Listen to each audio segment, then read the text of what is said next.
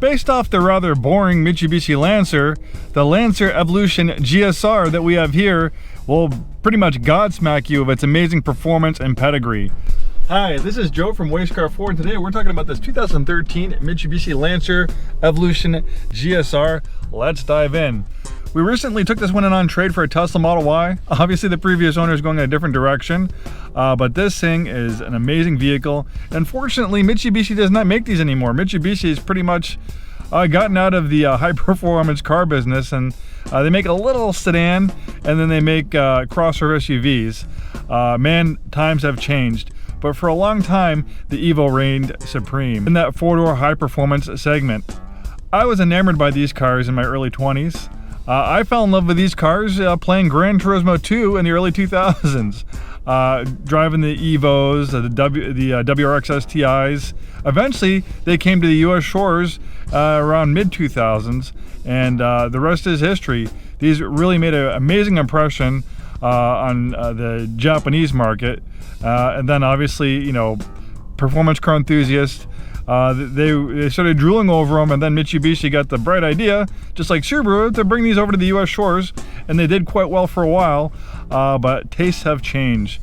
Americans, we don't really buy many coupes or sedans these days. We like trucks and crossover SUVs, and that's what most people that's what most manufacturers focus on these days.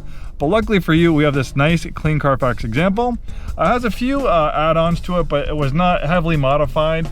A lot of these are so heavily modified, you may worry about the reliability. This thing is still running great, 112,400 miles at the time of making this video. This one has these super comfortable and supportive Recaro racing seats to hold you in place during performance driving.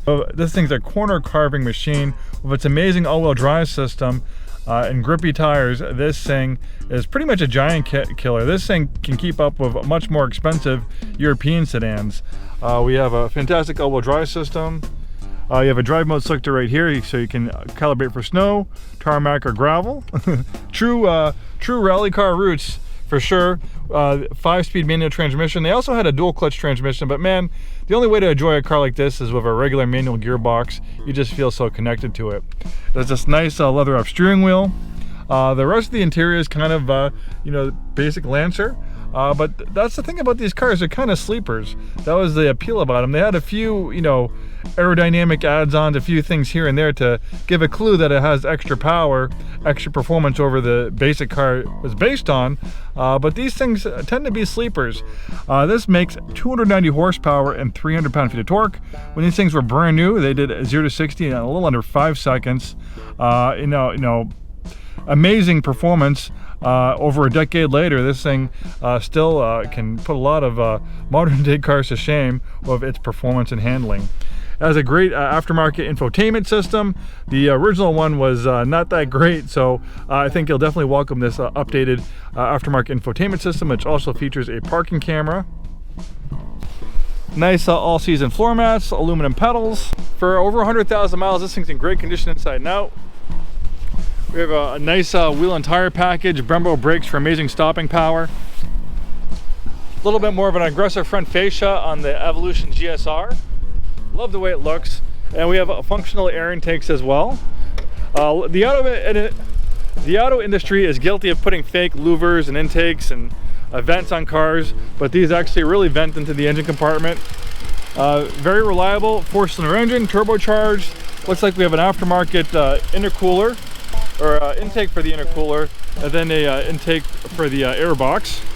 It's a rather small car, so not the biggest back seat in the world, but not too bad for short jaunts or smaller kids. Love the rear end styling. We have a dual exiting exhaust for a little bit more of an aggressive look, underbody diffuser, and another aftermarket item is this nice carbon fiber trunk. The battery and the washer fluid reside in the trunk. They were doing everything they could to make this thing have as perfect 50-50 weight distribution as they can. That's why they put them back there. And this thing is very balanced, very fun to drive, robust 5-speed manual transmission. It's actually was also used in the previous generation BMW M3. Well, there you go. We don't see too many of these Evo GSRs. A lot of these were so heavily modified and thrashed that they're usually going straight to the auction, not in sellable condition. But luckily we got this nice, lightly tuned lightly modified example and on trade. If you've always dreamed of having one of these JDM performance sedans, maybe you, like me, were drooling over these playing Gran Turismo one day and you want to make that dream come true, what better example than this one? Thanks for watching and have a great day.